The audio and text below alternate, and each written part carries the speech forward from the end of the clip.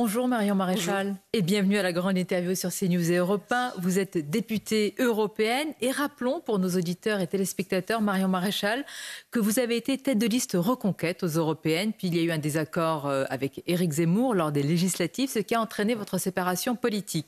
Et vous venez d'annoncer le lancement de votre mouvement intitulé Identité, Liberté pour faire gagner, dites-vous, dans le Figaro, le camp national. Est-ce que vous proposez le zemmourisme sans Éric Zemmour ? Alors déjà, merci de m'accueillir en effet pour faire cette annonce importante d'un lancement d'un nouveau parti qui ne se veut pas d'ailleurs un énième parti, mais plutôt un parti pivot qui, je l'espère, en effet, contribuera à la victoire du camp national parce que, vous savez, moi j'ai 34 ans, j'ai 2 petites filles, j'évolue dans un pays aujourd'hui ruiné, fracturé par le séparatisme, en proie et gangréné par une insécurité dramatique. Et donc, je veux que le camp national gagne. Voilà, je n'ai que cette obsession. Et donc, c'est tout l'objet de ce mouvement que je lance, qui se veut finalement une pierre supplémentaire à l'édifice. Vous savez, moi, j'ai commencé la vie politique en 2012. J'avais 22 ans. Quand bien même on ne serait pas d'accord avec moi, je pense qu'on peut m'accorder une chose, c'est de ne pas avoir varié dans mes idées. J'ai toujours défendu le courant que je porte encore aujourd'hui, qui, pour faire simple, est celui d'une droite civilisationnelle qui se veut à la fois identitaire, libérale et conservatrice, si je devais faire simple.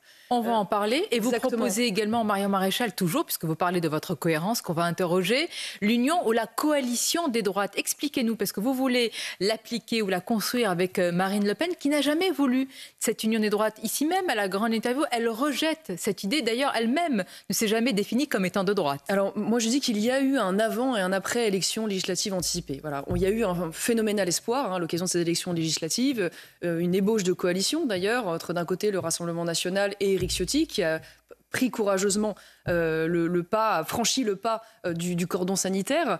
Et puis, à l'issue de ça, malheureusement, indéniablement, une défaite dont il faut tirer un certain nombre de leçons. Moi-même, d'ailleurs, j'avais soutenu cette coalition. C'est ce qui a amené le désaccord, vous vous en souvenez, avec Éric Zemmour, pardon, non pas Ciotti, et qui a conduit à mon exclusion de Reconquête. Mais au-delà de ça...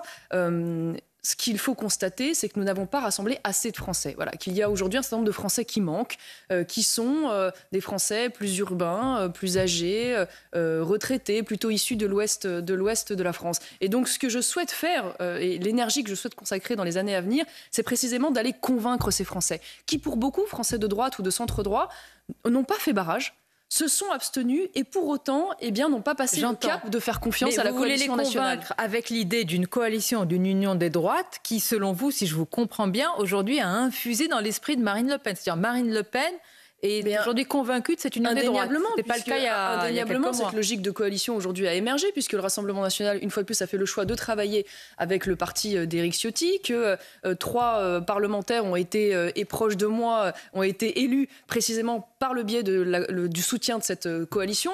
Donc nous avançons. Et moi, j'aimerais aujourd'hui que le camp national pratique ce qui finalement est pratiqué par l'ensemble de la vie politique française. Je veux dire, aujourd'hui, la gauche travaille en coalition en étant capable de façon complémentaire d'additionner leurs différences.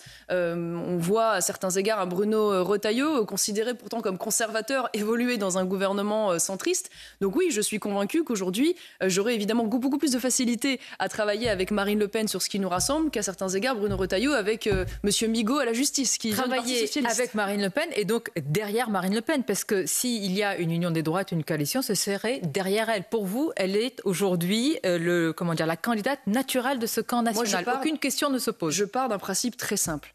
Les Français ont choisi. Les Français ont décidé, à l'heure où nous parlons, de placer le Rassemblement national comme premier parti de France et premier parti de la coalition. Et donc, naturellement, Marine Le Pen, qui est la candidate du Rassemblement national, est de fait la candidate la plus légitime pour porter la voix du camp national à l'élection présidentielle. C'est pourquoi, d'ailleurs, je la soutiendrai et je souhaite la soutenir derrière, pas seulement pour qu'elle puisse évidemment gagner à l'élection présidentielle, mais que derrière, nous puissions construire une majorité à l'Assemblée nationale, qui est, j'ai envie de dire, le défi peut-être le plus compliqué. Et pour cela, il faut, me semble-t-il, additionner nos forces. C'est la formule que j'emploie dans mon interview au Figaro, où je dis que un trimaran, c'est la Bretonne qui vous parle, est plus rapide qu'un catamaran, surtout quand le vent est de face. Donc je crois que nous serons plus forts à 3 que simplement à 2 avec le RN et Éric Ciotti, d'où la création d'Identité Liberté. Le vent, on va en parler, parce que quand il change, est-ce que vous-même vous avez changé? Vous nous direz quelle est votre cohérence politique. Mais tout d'abord, justement, est-ce que vous avez évoqué simplement cette idée de coalition avec Marine Le Pen et Éric Ciotti? Bien sûr. Éric Ciotti sera notre invité demain. Moi, j'ai des contacts, évidemment. Ils sont au courant? C'est pas de l'ordre de souhait de votre part? J'ai évidemment des contacts très réguliers avec Marine Le Pen, Jordan Bardella et Éric Ciotti. Je leur ai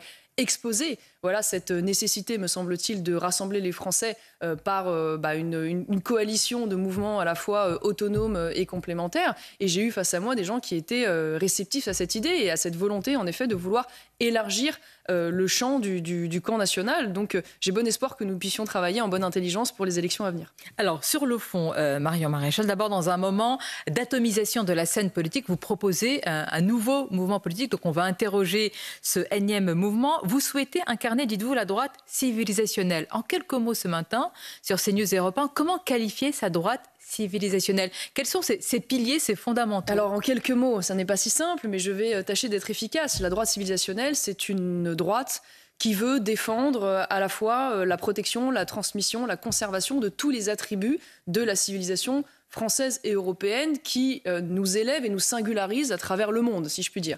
Et donc, ça passe dans ces attributs par le droit à la continuité historique et culturelle des Français, d'une part, qui est le peuple de référence auquel les nouveaux arrivants doivent s'assimiler. Ça passe évidemment par la valorisation et la fierté d'un héritage partagé qui est à la croisée de la Grèce, de la chrétienté et de Rome, bien évidemment. Ça passe aussi par un certain rapport au monde et à l'autre qui fait que, en Europe et en France singulièrement, nous avons une certaine vision de l'homme, de la dignité humaine, de l'égalité également entre les hommes, de la famille, de la filiation, du rapport entre les sexes, de la mort, et que tout cela fait partie d'un certain nombre de valeurs que je souhaite aussi défendre, parce que je crois qu'elles sont, vous avez vous également une petite fille, mais parce qu'elles sont, et c'est le cas pour mes filles aussi, les conditions de leur liberté et de leur émancipation. Mais alors, je vous entends bien, j'aurais posé cette question à Éric Zemmour, il m'aurait peut-être fait la même réponse avec les mêmes mots. Quelle différence aujourd'hui avec la droite d'Éric Zemmour, maire maréchal, qui défend selon lui la civilisation chrétienne et l'identité française, et une ligne, il l'a souvent dit, gaulo-bonapartiste? Mais écoutez, c'est très simple. Moi, j'ai pas changé d'idée une fois de plus depuis que j'ai rejoint Éric Zemmour. Et si j'ai rejoint Éric Zemmour en 2022, à ce moment-là, c'est que nous partagions, pour l'essentiel, les idées qui nous ont rassemblés. Maintenant, le désaccord politique qui nous oppose aujourd'hui, il tient à finalement la manière de faire en sorte que ces idées ne soient pas simplement des idées d'opposition, mais des idées qui arrivent au pouvoir. Et c'est vrai que de ce point de vue-là, les élections législatives ont été une rupture, puisque je l'ai rappelé, j'ai soutenu la coalition RN Ciotti, et Reconquête, la direction de Reconquête a souhaité à l'inverse présenter un maximum de candidats face à cette coalition, alors que, je le rappelle, à cette époque, il y avait un risque majeur de voir la coalition de gauche et d'extrême gauche arriver aux affaires. Par ailleurs, aujourd'hui, Éric Zemmour prône de fait une sortie de la politique. J'ai vu sa rentrée d'université d'été où il disait il faut finalement se dépolitiser. Moi, je vous dis l'exact inverse. Pour aller vers la méta-politique. Oui, D'ailleurs, vous avez pris ce chemin-là avec votre faculté, avec votre école. Je suis très attachée au combat intellectuel et culturel, et j'avais en effet monté une école face à la grande graine woke aujourd'hui des universités. Donc je trouve ce combat très important, mais je crois qu'aujourd'hui, bien au contraire, il faut faire de la politique. Il faut que le camp national gagne. Nous n'avons plus de temps, nous n'avons plus le luxe de perdre. Voilà, c'est l'obsession qui doit nous animer. J'entends, Marion Maréchal, quitte à revenir à faire... Parce qu'il y a aujourd'hui, je l'ai dit, une atomisation de la scène politique et parfois des personnalités. Je pense par exemple à Sarah Knafo, qui font le buzz médiatique. Vous dites qu'il faut faire de la politique différemment, il faut revenir par les partis, par un nouveau mouvement aujourd'hui dans une scène aussi émiettée. Je dis que le but n'est pas évidemment, et c'est bien sûr pas l'objet de la création du mouvement aujourd'hui Identité Liberté que je vais diriger, de diviser. Le but, au contraire, c'est de renforcer. C'est-à-dire d'être Marine Le Pen et Éric Ciotti, d'être capable de parler ensemble à des personnes différentes. Et je crois que,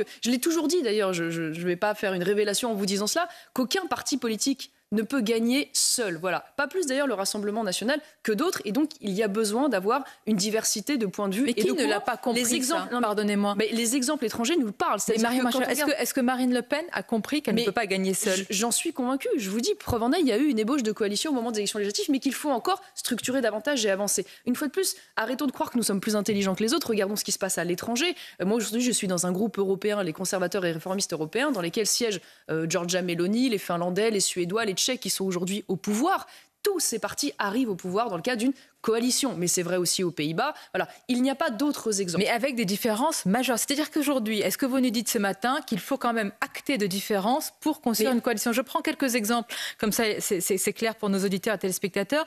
Vous n'avez pas la même appréhension des sujets sociétaux que Marine Le Pen sur les différents sujets qui sont les droits LGBT, l'IVG, la PMA et la GPA. Marine Le Pen a dit, elle l'a redit lors de la présidentielle, je n'enlèverai pas un droit nouveau aux Français. On connaît vos positions. Certains lieutenants de Marine Le Pen vomissent la manif pour tous. Comment vous allez vous entendre sur ces points-là? Mais le propre d'une coalition, c'est de mettre autour de la table des gens qui ne sont pas en accord sur tout. Parce que si on n'a pas de différence, on est dans le même parti. Voilà. Si aujourd'hui, je ne suis pas retournée au Rassemblement national, c'est bien que j'ai un certain nombre de différences. Et vous les avez notamment évoquées sur les sujets de société. C'est vrai également sur les sujets économiques et sur d'autres aspects. La réforme des retraites étant un grand écart. Et une fois de plus, je crois que c'est important de le rappeler, si nous voulons gagner, précisément, il faut pouvoir s'additionner. Donc, la gauche nous en fait la démonstration, les exemples étrangers nous en font la démonstration. Maintenant, moi, mon but, c'est de faire en sorte que cette voie-là, justement, continue de vivre dans cette coalition, qu'elle puisse être représentée, qu'elle puisse peser, qu'elle puisse influer. Alors, on je ne compte pas renoncer à cette autonomie. C'est important ce que vous dites. Vous ne comptez pas renoncer à cette autonomie. Dans Le Parisien ce matin, reprenant une sémantique habituellement réservée aux étrangers, un député RN, je le dis, dont on ne connaît pas le nom, lance à votre sujet que vous devez vous assimiler. Vous comptez vous renier pour faire partie du RN? En politique, on n'échappera jamais aux petites phrases. Voilà, aux hostilités, aux règlements de compte. Il faut passer outre. Voilà, il faut passer outre, il faut être plus intelligent. Moi, aujourd'hui, je crois qu'il y a des gens au Rassemblement national, et je les ai vus, j'ai échangé avec eux, qui ont envie de tirer les leçons des élections législatives. Il y en aura d'autres qui n'auront pas envie d'en tirer les leçons et qui auront toujours envie de faire cavalier seul. Mais moi, mon objectif, c'est de travailler avec ceux, justement, qui ont compris cela, qui ont tiré les leçons et faire en sorte que identité, liberté, puissent apporter, finalement, ce qui a manqué et convaincre les Français qui ont manqué la fois dernière. Mais par exemple, quelle différence majeure ou indépassable vous auriez avec Bruno Retailleau? Vous avez évoqué l'exemple italien, le ministre de l'Intérieur, qui semble prendre exemple, ou pour modèle, en tous les cas, ce que fait Giorgia Meloni. Il propose d'ailleurs une task force pour lutter contre l'immigration clandestine. Voilà quelqu'un qui, si on vous comprend bien, pourrait faire partie aussi de cette coalition. Alors, déjà, permettez-moi d'émettre une certaine satisfaction, puisque durant la campagne des élections européennes, on l'a vite oublié, mais j'étais la seule à défendre le bilan de Giorgia Meloni, parfois sous les moqueries des autres partis de droite, et notamment des Républicains. Aujourd'hui, tout le monde s'accorde sur la réussite de son bilan sur les questions migratoires, mais aussi sur les questions économiques, sur la question de la défense des valeurs. Je tiens à rappeler d'ailleurs qu'aujourd'hui, le mouvement qui est l'allié officiel en France de Giorgia Meloni, c'est nous. Parce que nous appartenons au même groupe européen. Avec là encore des différences.